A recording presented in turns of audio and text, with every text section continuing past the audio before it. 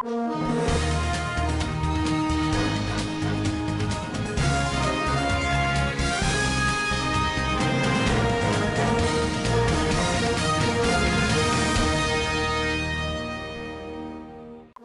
government declared Monday as public holiday. Federal government approved 580.5 million naira for National Drug Law Enforcement Agency armored vehicles. Zafar State All Progressives Congress to mobilize 1 million votes for Tinubu and Shettima presidency. On business, Central Bank of Nigeria gave banks 48 hours to meet 32.5% cash reserve ratio. On international news, Niger Republic suspends all product deliveries to Mali. On sports, Japan coach Ikeda unveils squad for Super Falcons friendly. Hello and thanks for joining us. That was the headlines for Standard Voice Television News. I am Rahama Ibrahim Dusar. The federal government has declared Monday, October 3rd, 2022 as public holiday to mark the nation's 62nd independence anniversary celebration. The Minister of Interior, Rauf Arabishola, who made the declaration on behalf of the federal government, congratulates all Nigerians on this year's celebration and assures of government's commitment to tackling all the challenges facing the nation as well as bringing smiles to the faces of all people. For more on the story, Al-Amin Ibrahim reports. The minister admonishes Nigerians to use the occasion to reflect on the challenge facing the nation and the role individuals can play in addressing them. He urged Nigerians to work hard, shuns any attraction to get rich through criminal and other immoral means, saying only through productivity can an individual and the nations create wealth and get rich. The minister, while wishing Nigerians a memorable independence celebration, reminded them of the fact that the founding fathers, in spite of the difference in faith, tribe and tongue, still came together for the nation's independence. Alami Ibrahim Dusara reporting for SBTV News. The federal government has approved the purchase of 4 armored vehicles at the cost of 580.5 million naira for the National Drug Law Enforcement Agency. Attorney General of the Federation and Minister of Justice Abubakar Malami disclosed this to the State House correspondents after the weekly Federal Executive Council meeting presided over by President Muhammadu Buhari at the Presidential Villa, Abuja on Wednesday. According to him, the approval became important considering NDLEA's recent success stories and the possibility of targeted attacks on its personnel. The Council also reviewed the successes recorded by the agency between January and July 2022 under the leadership of its current chairman, Brigadier General Buba Marwa, retired, during which period it had arrested over 18,940 suspects, including securing 2,904 convictions from the courts, a development that has built up the risks of its personnel being targets of reprisal attack by affected criminal rings. The Interfaith Dialogue Forum for Peace, a faith-based organization comprising 120 Christian and Muslim leaders across Nigeria, has urged politicians to eschew violence and make the 2023 elections campaign peaceful. For more on the story, Umokusum Muhammad reports. They made the call in a joint statement by the co-chairman of the organization, Bishop Sunday Onoha and Alhaji Kunle Sani Ishak, on Wednesday in Abuja. In the spirit of the 2022 International Day of Peace themed End Racism, Build Peace, the group urged politicians and all Nigerians alike to embrace peace, eschew violence, discrimination, hatred and play politics without bitterness in order to remain resolute in the development of the country. The group said as conflicts continue to erupt across some parts of the country, displacing many people with its attendant tolls on the masses, all Nigerians have roles to play in fostering peace and tackling ethnic and religious intolerance. It added that Nigerians must work to dismantle the structures that entrench hatred and electoral-motivated violence in their midst as the 2023 general elections are approaching. Umukuthum Muhammad reporting for SVTV. Zafar State All Progressives Congress has fashioned out plans to mobilize 1 million votes for Tinubu and Shettima presidency in the forthcoming 2023 general elections.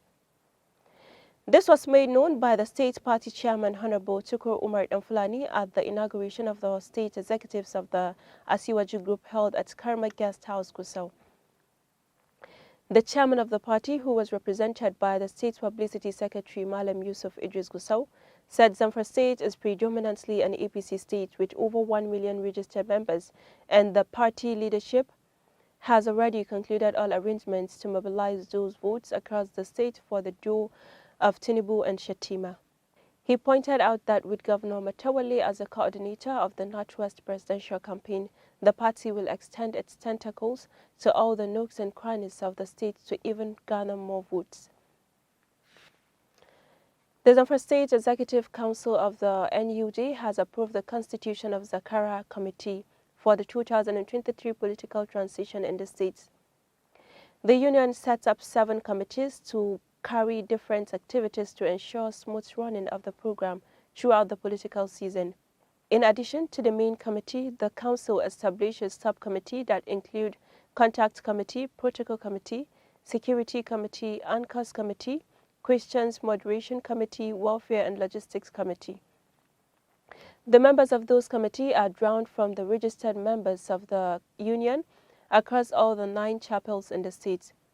Inaugurating the committee, the NUJ chairman, Comrade Ibrahim Musa Mezari, charged members to take responsibility vested on them with all sincerity to justify the confidence the union have in them. Bandits were said to have been killed by the vigilance group in Kanuma town of Maru local government area of Zamfara state. It could be recalled that bandits have last Sunday attacked the town where they killed 3 persons and abducted 8 nursing mothers. An indigene of the town, Abubakar Ibrahim, informed newsmen that the bandits who attacked Kanuma town last Sunday had planned to return for another attack. Malam Ibrahim said they were, however, confronted by the vigilance group of Kanuma town and those from surrounding villages who got the information that the bandits were planning to attack the town again. He maintained that the vigilance groups moved to the bush where the bandits were coming from and laid an ambush. Troops of Operation Forest Sanity have raided a bandits' hideouts in continuation of their clearance operations in the Kuriga, Manini, Udawa areas along Chikun Birnungwari boundary in Kaduna State. Commissioner, Ministry of Internal Security and Home Affairs Samuel Arwan, who disclosed this in a statement on Wednesday, explained that acting on credible intelligence, the troops carried out search and rescue operations at the hideouts located around Ungwa Malam Ali. Mr. Arwan said the troops made contact with the bandits, who withdrew with gunshot wounds under the superior firepower of the advancing forces. He said the troops rescued 3 kidnapped victims and recovered 1 AK-47 rifle, 18 rounds of ammunition, and 11 pump-action cartridges. Mr. Arwan, on behalf of Kaduna State government, commended the troops for the successful round of operations in the state.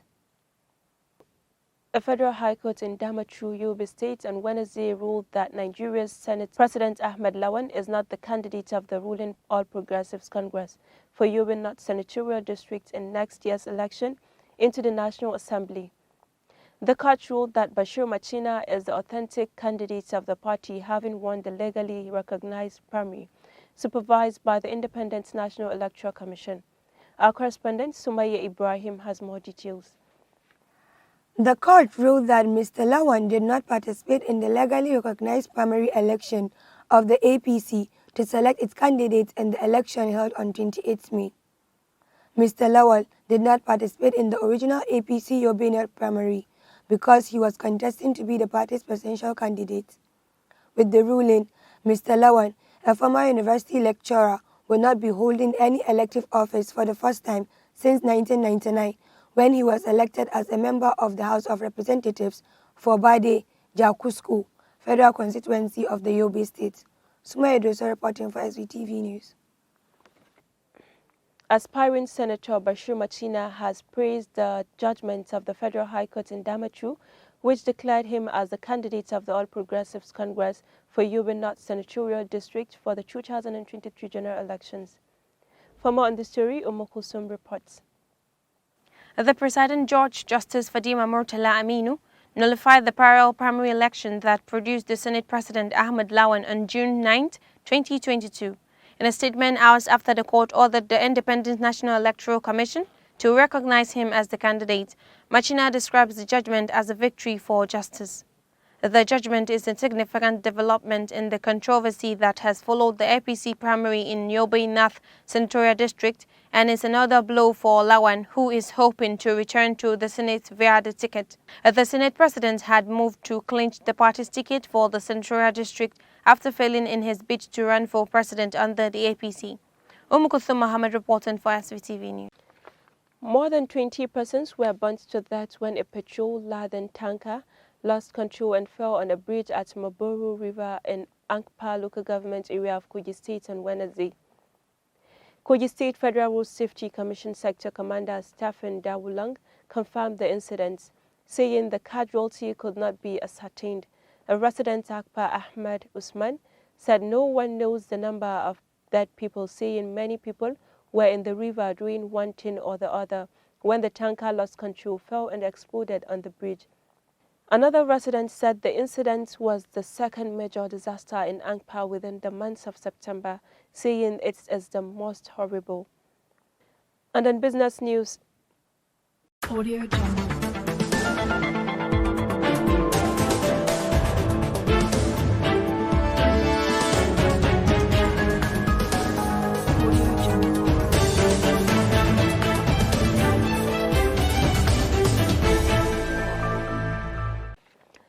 the Monetary Policy Committee of the Central Bank of Nigeria has announced a two-pronged approach to effectively mop liquidity out of the vaults of the nation's deposit money banks.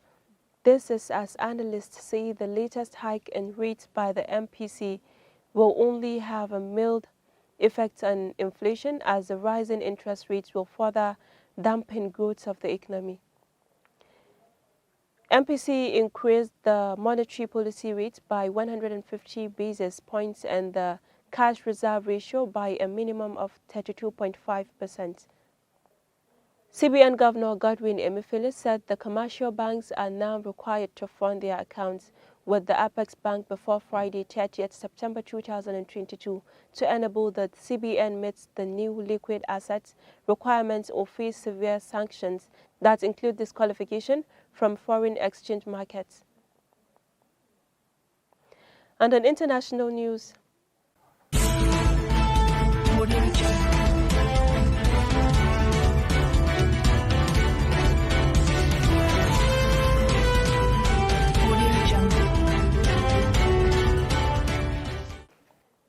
the Niger Republic government has temporarily stopped issuing authorization for all product deliveries to neighboring Mali unless they are destined to the UN peacekeeping mission in the country.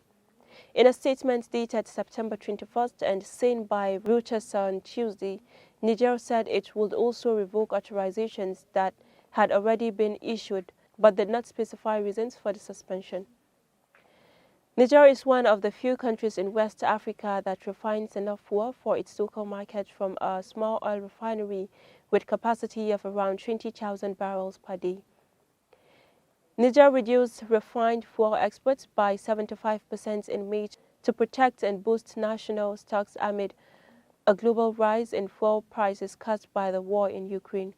It then banned refined fuel exports with immediate effect in June, claiming its efforts were being offset by petrol stations making fraudulent international sales of refined fuel meant for local consumption.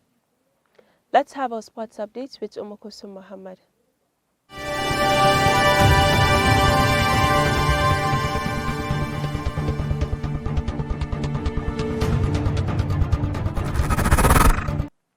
Thank you, Rahma Ibrahim Dosara. Now in sports. Japan head coach Futoshi Keda has unveiled his squad for the international friendly against the Super Falcons of Nigeria. Ikeda named 25 players for the game built for Neve Stadium, Kobe on Thursday, October 6th. A number of foreign-based players were included in the squad, including West Ham United duo Risa Shimizu and Honoka Hayashi. The encounter will be fourth meeting between both countries. The Super Falcons defeated Japan 1-0 in their first ever meeting between both teams at the 2004 Olympic Games in Athens. Two back-to-back friendlies in 2013 were won 2-0 each by the Nadeshiko. The Super Falcons have lost their last 4 games, while Nadeshiko are unbeaten in their last 6 international matches in all competitions.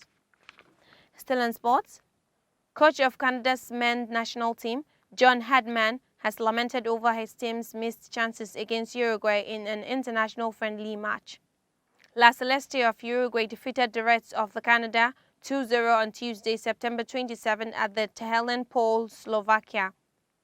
Nicolas de la Cruz scored the first goal of the game for Uruguay in the 6th minute, and Darwin Núñez scored the second 27 minutes later. The friendly is a tune-up game for the 2022 FIFA World Cup in Qatar, which will take place between November 28th and December 18th. Hedman expressed his disappointment after the game. Canada are in Group F at the 2022 FIFA World Cup together with Belgium, Croatia and Morocco.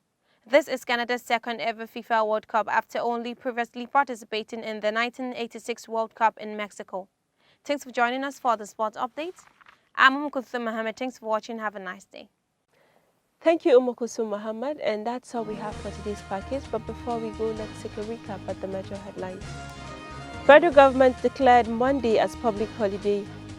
Federal government approved 580.5 million naira for National Drug Law Enforcement Agency armored vehicles.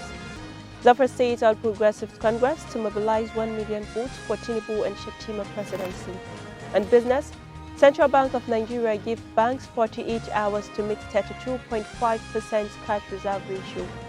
On international news, Niger Republic suspends all product deliveries to Mali. On sports, Japan coach Ikeda unveils squad for Super Falcons friendly. On behalf of the production team, head of news and current affairs, I still remain Rahma Ibrahim. Do have a nice day and stay tuned for the House of Action.